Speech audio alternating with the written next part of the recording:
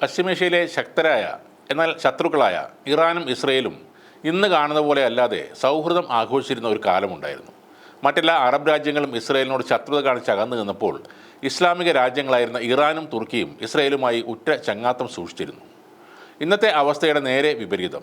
ഇന്ന് ഇസ്രായേലിനെതിരെ പരിധി വിട്ട് ശബ്ദമുയർത്താൻ മറ്റ് അറബ് രാജ്യങ്ങളെല്ലാം മടിച്ചു നിൽക്കുമ്പോൾ ഇറാനും തുർക്കിയും നേർക്ക് നേരെ ഏറ്റുമുട്ടാൻ വരെ തയ്യാറായി നിൽക്കുകയാണ്. 1948-ൽ ഇസ്രയേലുമായുള്ള തർക്കത്തിൽ സ്ഥലവും ആളുകളെയും നഷ്ടപ്പെട്ട പലസ്തീൻ ജനതയോർത്ത് അറബ് രാഷ്ട്രങ്ങൾ കണ്ണീരൊഴുക്കി. അവർ പരസ്യമായി ഇസ്രയേലിന് നേരെ യുദ്ധത്തിനിറങ്ങി. നീണ്ടകാലം അറബ് സഖ്യങ്ങളുമായി യുദ്ധത്തിലായിരുന്നു ഇസ്രയേൽ. പക്ഷേ തുർക്കിയും ഇറാനും അന്നൊന്നും ഇസ്രയേലിൻ്റെ എതിർചേരിയിലില്ലായിരുന്നു. മാത്രമല്ല വളരെ അടുത്ത സൗഹൃദത്തിലേക്ക് ഇരു രാജ്യങ്ങളും വേരൂന്നുകയും ചെയ്തു. രണ്ടാം ലോകമഹായുദ്ധ സമയത്ത് ഇറാനിൽ ആംഗ്ലോ സോവിയറ്റ് അധിനിവേശമുണ്ടായി. തുടർന്ന് റസ ഷായുടെ മകനും പഹ്ലാവി രാജഭരണത്തിലെ അവസാനത്തെ ഭരണാധികാരിയുമായിരുന്ന മുഹമ്മദ് റസ 1941-ൽ അധികാരമേറ്റു. ഇംഗ്ലീഷുകാർ അദ്ദേഹത്തെ ദ ഷാ എന്ന് വിളിച്ചു. പടിഞ്ഞാറൻ ശക്തികളുടെ പിന്തുണയുള്ള സ്വേച്ഛാധിപത്യ സ്വഭാവമുള്ള ഒരു ഭരണമാണ് ഷാ ഇറാനിൽ കാഴ്ചവെച്ചത്. അക്കാലത്ത് പടിഞ്ഞാറ് ഏഷ്യയിൽ ഏറ്റവും അധികം ജൂതരുണ്ടായിരുന്ന ഇറാനിലാണ്. 1947-ൽ UN പാലസ്തീൻ വിഭജിച്ച് ഇസ്രയേൽ പാലസ്തീൻ രാഷ്ട്രങ്ങളുണ്ടാക്കാൻ പദ്ധതി നിർദ്ദേശിച്ചപ്പോൾ അതിനെതിരെ വോട്ട് ചെയ്ത 13 രാജ്യങ്ങളിൽ ഇറാനും ഉണ്ടായിരുന്നു. പരസ്യമായി ഇറാൻ ഇസ്രയേലിനെ അംഗീകരിക്കാൻ വിസമ്മതിച്ചെങ്കിലും രഹസ്യമായി അടുപ്പം ഉണ്ടാക്കുകയും ചെയ്തു. പിന്നീട് അത് പരസ്യമാക്കി. 1950-ൽ തുർക്കിക്ക് പിന്നാലെ ഇസ്രായേലിനെ പരമാധികാര രാഷ്ട്രമായി അംഗീകരിക്കുന്ന രണ്ടാമത്തെ മുസ്ലിം ഭൂരിപക്ഷ രാജ്യമായി ഇറാൻ മാറുകയും ചെയ്തു. അറബ് രാജ്യങ്ങളുടെ സാമ്പത്തിക ഉപരോധത്തിനിടയിലും ഇറാൻ ഇസ്രയേലിന് എണ്ണ വിറ്റിട്ടുണ്ടായിരുന്നു. ഇസ്രയേലിൻ്റെ ദേശീയ സുരക്ഷാ ഏജൻസിയുടെ മൊസാദ് ഇറാനിലെ ഷായുടെ രഹസ്യ പോലീസ് സേനയായ സവാക് രൂപീകരിക്കാൻ സഹായിച്ചു. സേനയ്ക്ക് ആവശ്യമായ പരിശീലനവും അവർ നൽകി. ഇരു രാജ്യങ്ങൾക്കും അമേരിക്കൻ പിന്തുണയുണ്ടായിരുന്നു. ഇറാൻ്റെ തലസ്ഥാനമായ ടെഹ്റാനിൽ ഇസ്രയേൽ എംബസി തുറന്നു. 1970-ൽ ഇരു രാജ്യങ്ങളും അംബാസഡർമാരെ കൈമാറി. വ്യാപാര ബന്ധം അഭിവൃദ്ധിപ്പെട്ടു. സൈനിക സുരക്ഷാ സഹകരണം ഇരു രാജ്യങ്ങൾക്കുമിടയിലുണ്ടായി. ആയുധങ്ങൾക്കും സാങ്കേതിക വിദ്യകൾക്കും കാർഷിക ഉൽപ്പന്നങ്ങൾക്കും പകരമായി ഇറാനിൽ നിന്ന് എണ്ണയുടെ 40% ഇസ്രയേൽ ഇറക്കുമതി ചെയ്തു. ഇറാനിൽ നിന്ന് ഇസ്രയേലിലേക്കും യൂറോപ്യൻ വിപണികളിലേക്കും ഇറാൻ സംയുക്ത പൈപ്പ് ലൈൻ വഴി എണ്ണ കയറ്റി അയച്ചിരുന്നു. ഇറാനിൽ സജീവമായ ഇസ്രയേലി നിർമ്മാണ സ്ഥാപനങ്ങളും എഞ്ചിനീയർമാരും രാജ്യങ്ങൾ തമ്മിലുള്ള വ്യാപാരം ഊർജ്ജസ്വലമാക്കി. ഇസ്രയേലി ദേശീയ വിമാന കമ്പനി ടെൽ അവീവും ടെഹ്റാനും തമ്മിൽ നേരിട്ടുള്ള വിമാന സർവീസുകൾ നടത്തിയിരുന്നു.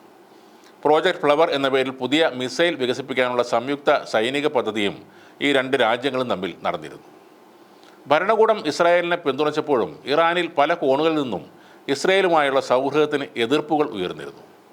പലസ്തീനിയരോട് ചായ്വുണ്ടായിരുന്ന വലിയൊരു ജനവിഭാഗം പാലസ്തീനികൾക്ക് വേണ്ടി രാജ്യത്ത് ഫണ്ട് സമാഹരണം നടത്താറുണ്ടായിരുന്നു. എന്നാൽ 1970-ഓടെ ഭരണകൂടം അതിനെ അടിച്ചമർത്താൻ ശ്രമിച്ചു. ആ പിരിവിന് നേതൃത്വം നൽകിയവരെ ഇറാൻ ഭരണകൂടം അറസ്റ്റ് ചെയ്യുകയും ഉണ്ടായി. 1979-ലെ ഇസ്ലാമിക വിപ്ലവത്തിന് ശേഷമാണ് കാര്യങ്ങളെല്ലാം മാറിമറിഞ്ഞത്. ഷായെ അട്ടിമറിച്ച് മതഭരണകൂടം ഇറാനിൽ അധികാരത്തിലെത്തി. അയത്തുള്ള റുഹുള്ള ഖൊമേനിയുടെ നേതൃത്വത്തിൽ വന്ന ഭരണകൂടം അതുവരെ ഇറാൻ പിന്തുടർന്ന ഇസ്രായേൽ സൗഹൃദ ആശയങ്ങളല്ല പിന്നീട് മുന്നോട്ട് വച്ചത്. പലസ്തീനിൻ്റെ മണ്ണിൽ സ്വന്തം താൽപ്പര്യങ്ങൾ നടപ്പിലാക്കാൻ വന്ന അധിനിവേശ ശക്തിയാണ് ഇസ്രായേലെന്ന് അവർ പറഞ്ഞു. ഇസ്രായേലിനെ ചെറിയ സാത്താനെന്നും അമേരിക്കയെ വലിയ സാത്താനെന്നുമാണ് ഖൊമേനി വിശേഷിപ്പിച്ചത്. ഇറാനിലെ മതഭരണകൂടത്തെ അംഗീകരിക്കാൻ ഇസ്രയേലും തയ്യാറായിരുന്നില്ല. അതിൻ്റെ ഫലമായി ഇറാൻ ഇസ്രയേലുമായുള്ള എല്ലാ ബന്ധങ്ങളും മുറിച്ചു. ജൂതരാഷ്ട്രത്തിലേക്കുള്ള യാത്രാമാർഗ്ഗങ്ങളും വിമാന സർവീസുകളും എല്ലാം നിർത്തലാക്കി. ഇസ്രയേലി എംബസി പലസ്തീനി എംബസിയാക്കി മാറ്റി. അതേസമയം അനൗദ്യോഗികമായ സാമ്പത്തിക ബന്ധം ഇറാനും ഇസ്രയേലും തുടർന്നു വരികയും ചെയ്തു. 80-നും 88-നും ഇടയിൽ നടന്ന ഇറാൻ ഇറാഖ് യുദ്ധസമയത്ത് ഇസ്രായേൽ ഇറാന് ആയുധങ്ങൾ നൽകിയിരുന്നുവെന്നത് സത്യമാണ്. സദ്ദാം ഹുസൈനോട് യുദ്ധം ചെയ്യാൻ 1500ഓളം മിസൈലുകളാണ് ഇസ്രയേൽ ഇറാന് നൽകിയത്. പക്ഷേ 85 മുതൽ ഇറാനും ഇസ്രയേലും തമ്മിൽ നേരിട്ടല്ലാത്ത യുദ്ധം നടക്കുന്നുമുണ്ട്. സോവിയറ്റ് യൂണിയൻ്റെ തകർച്ചയ്ക്കും ഗൾഫ് യുദ്ധത്തിൽ ഇറാഖിൻ്റെ പരാജയത്തിനും പിന്നാലെ പശ്ചിമേഷ്യയിലെ വമ്പൻ ശക്തികളായി ഇറാനും ഇസ്രയേലും മാറിയിരുന്നു.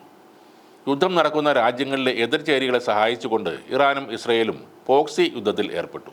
ഈ പശ്ചാത്തലത്തിലാണ് സിറിയയിലും ഇറാഖിലും ലെബനോണിലും യമനിലും എല്ലാം ഇറാൻ പ്രോക്സി മിലീഷ്യകളെ വളർത്താനായി ആരംഭിച്ചത്. വലിയ ഫണ്ട് തന്നെ ഇതിനുവേണ്ടി അവർ മാറ്റിവെച്ചിരുന്നു. ഇസ്രായേലിനെതിരെ ആദ്യം ആയുധമെടുത്തവരിൽ ഒരു കൂട്ടരായിരുന്നു ഇസ്ലാമിക് ജിഹാദ് എന്ന ഇറാൻ്റെ പിന്തുണയോടെ പലസ്തീനിൽ പ്രവർത്തിക്കുന്ന ഒരു സായുധ സംഘടന. നേരിട്ട് പരസ്പരം യുദ്ധത്തിന് ഇറങ്ങിയില്ലെങ്കിലും പശ്ചിമേഷ്യയിൽ ഉടനീളം ഇരു രാജ്യങ്ങളും തങ്ങളുടെ താൽപ്പര്യങ്ങളെ പരസ്പരം ലക്ഷ്യമിട്ടിരുന്നു. വർഷങ്ങളോളം അത് തുടരുകയും ചെയ്തു. 82-ൽ ഇസ്രായേൽ ലെബനോണിൽ അധിനിവേശം നടത്തിയ സമയത്താണ് ഇറാൻ്റെ ഇസ്ലാമിക് റവല്യൂഷണറി ഗാർഡ് അവിടെ ഹിസ്ബുള്ള എന്ന സായുധ സംഘത്തെ രൂപീകരിക്കാൻ സഹായിക്കുന്നത്. തെക്കൻ ലെബനോണിൽ നിന്ന് ഇസ്രായേൽ സേനയെ തുരത്തുകയായിരുന്നു അവരുടെ ലക്ഷ്യം. 1992-ൽ അർജന്റീനയിൽ ഇസ്രായേൽ എംബസിക്ക് നേരെ ബോംബാക്രമണം നടത്തി 29 പേരെ വധിച്ചത് ഹിസ്ബുള്ളയാണെന്ന് കരുതുന്നു. 1994-ൽ 85 പേർ കൊല്ലപ്പെട്ട ജൂത കമ്മ്യൂണിറ്റി സെൻറ്റർ ആക്രമണത്തിന് പിന്നിലും ഇത് ഹിസ്ബുള്ളയാണെന്ന് ഇസ്രായേൽ ആരോപിച്ചിരുന്നു. 2006-ലെ ലെബനോൺ യുദ്ധമാണ് ഇറാൻ്റെ പിന്തുണയുള്ള ഹിസ്ബുള്ളയും ഇസ്രായേലി സംഘടനകളും തമ്മിലുള്ള നേരിട്ട സൈനിക ഏറ്റുമുട്ടൽ. സിറിയയിൽ സർക്കാരും വിമതരും തമ്മിൽ ഏറ്റുമുട്ടിയപ്പോൾ പ്രസിഡന്റ് ബാഷർ അൽ അസദ് ഭരണകൂടത്തെ ഇറാൻ സഹായിച്ചു. വിമതപക്ഷത്തെ സഹായിച്ച് ഇസ്രയേലും അമേരിക്കയും ഉടനെ രംഗത്തെത്തി. ആഭ്യന്തര യുദ്ധം യമനിൽ രൂക്ഷമായപ്പോൾ ഹൂതി വിമതർക്ക് ഇറാൻ പിന്തുണ നൽകി. അതോടെ ഔദ്യോഗിക സർക്കാരിനെ പിന്തുണച്ച സൗദിയുടെ സഖ്യത്തിൽ ഇസ്രയേലും ചേർന്നു. 2010-ൽ അമേരിക്കയും ഇസ്രയേലും ചേർന്ന് സ്റ്റക്സ്നെറ്റ് എന്ന ഒരു കമ്പ്യൂട്ടർ വൈറസ് വികസിപ്പിക്കുകയും ഇറാൻ്റെ ആണവ ശൃംഖലകൾക്ക് വലിയ നാശനഷ്ടമുണ്ടാക്കുകയും ചെയ്തിരുന്നു. ഇറാനിലെ നതാൻസ് യുറേനിയം സമ്പുഷ്ടീകരണ കേന്ദ്രത്തിലെ നിരവധി സെൻട്രിഫ്യൂജുകൾ നശിപ്പിച്ചു. വ്യാവസായിക യന്ത്രങ്ങൾക്ക് നേരെയുള്ള അറിയപ്പെടുന്ന ആദ്യത്തെ സൈബർ ആക്രമണമായിരുന്നു അന്ന് നടന്നത്. ഒരു ഷിയ ഭൂരിപക്ഷ രാഷ്ട്രമാണ് ഇറാൻ.